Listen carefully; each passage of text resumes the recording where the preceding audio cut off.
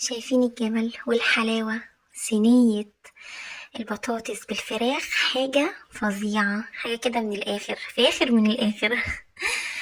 هنعمل مع بعض النهاردة صينية الفراخ، صينية البطاطس بالفراخ. أنا بالنسبة لي دي أسهل حاجة، يعني أنا بعملها في خلال حوالي 10 دقايق، ما بكملش 10 دقايق، وفي المطبخ أعمل صينية الفراخ وجنبيها الرز بالشعرية. حاجة يعني فظيعة كده. تعالوا نشوف مع بعض هنعملها ازاي. دي اول اكله طبختها بعد الجواز على طول. اول ما اتجوزت طبخت اول اكله صينيه البطاطس بالفراخ ورز بالشعريه. تعالوا نشوف هنعملها مع بعض ازاي. هجيب 4 حبايات من البطاطس، هقطعها حلقات، وهقطع عليها بصلتين وسط حلقات برضو، وهقطع عليها قرن فلفل حلقات. انتوا عايزينه فلفل حراق رومي بارد زي ما انتوا عايزين. هرميهم في الصينية كده، مفيش أي اختراع ولا أي افتكاسات. أسهل طريقة زي ما بقول لكم.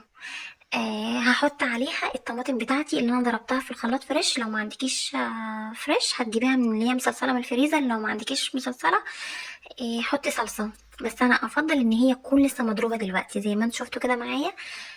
رميتها، مفيش أي اختراع. هبتدي إن أنا أحط عليها التوابل بتاعتي. التوابل اللي أنا هحطها عبارة عن ورق رورو، كام ورقة كده بساط، وهحط عليها شوية كمون، نص معلقة كمون، نص معلقة فلفل أسمر، نص معلقة كزبرة، آم، معلقة ملح، معلقة صغيرة ملح.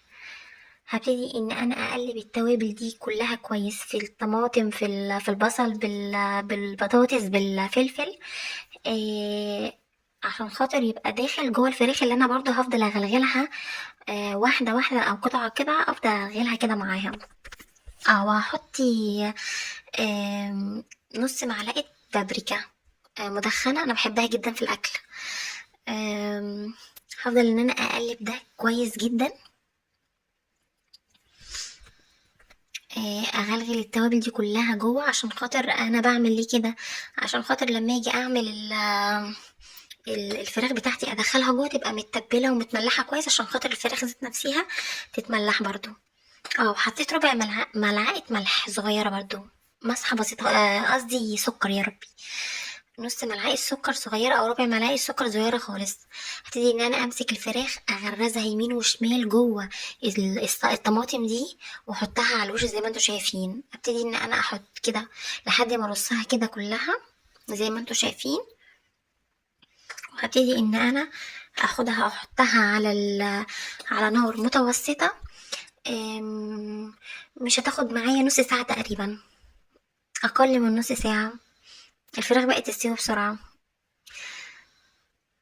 هبتدي ان انا احطها كده عقبال بقى ما تستوي، او ان هي تاخد فورة وغلوة كده. هبتدي ان انا اعمل الرز بالشعرية الفظيع. هجيب حلة وهحط فيها شوية زيت، ومعاهم قطعة سمنة زي ما انتوا شايفين كده.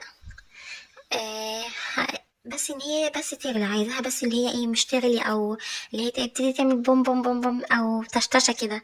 هبتدي ان انا احط الشعرية بتاعتي زي ما انتوا شايفين كده، وهبتدي ان انا احمر في الشعرية.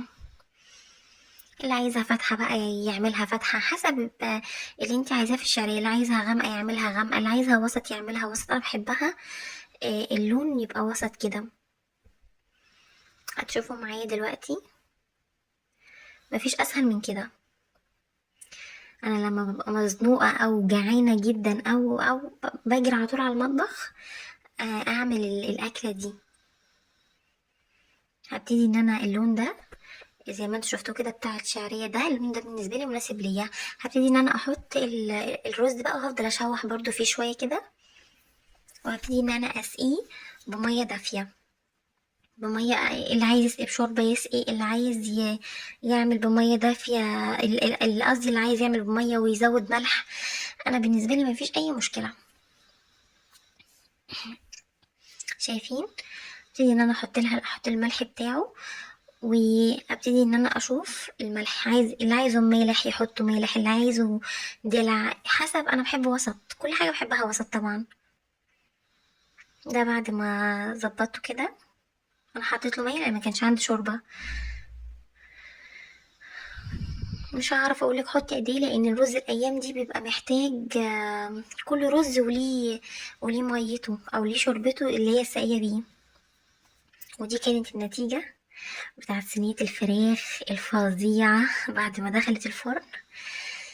والله العظيم ريحة وطعم فظيع، مفيش اسهل من كده صدقوني. شايفين؟ انا لا حطيت عليها زيت ولا حطيت عليها نقطة زيت حتى، هي الفراخ كده سمينة ومنزلة الجمال بتاعها. شايفين؟ الله الله على الريحة والطعامة، الله على الجمال. شايفين؟ فظيعة.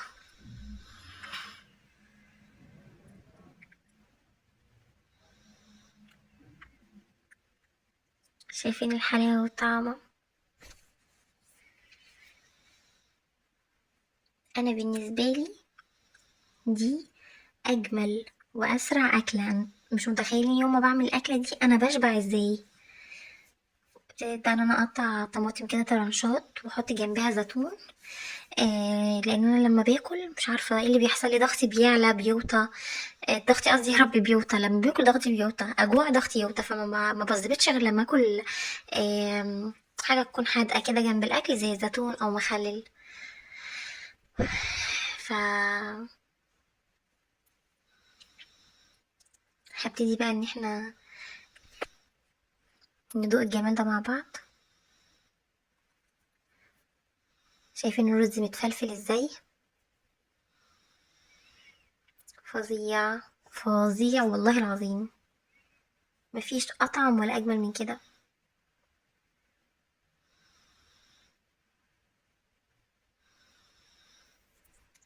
حاجه كفاءه يعني.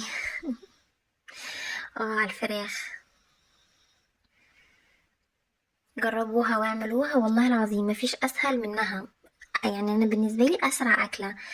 اللي يقولك اسرع اكله ايه مكرونه وبانيه، انا بالنسبه لي دي اسرع من المكرونه والبانيه واطعم وبتشبع. جربوها باذن الله هتعجبكم.